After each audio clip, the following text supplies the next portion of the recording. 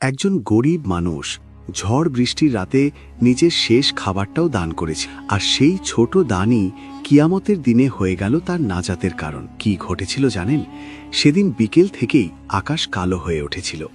হঠাৎ ঝড়, তারপর মুষলধারে বৃষ্টি, রাস্তা ফাঁকা, দোকানপাট বন্ধ।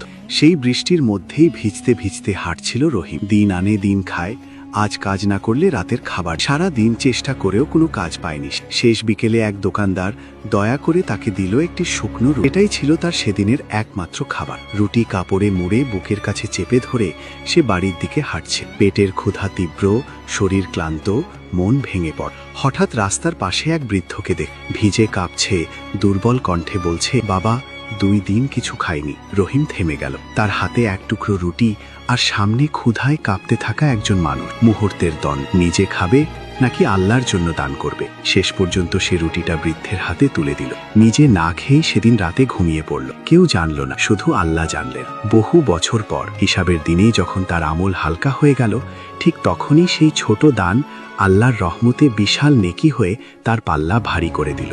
এখন বলুন, আপনি হলে শেষ রুটিটা কি করতেন? যদি সবার উত্তর এই লোকটির মতো হয়, তবে কমেন্টে আলহামদুলিল্লাহ লিখুন।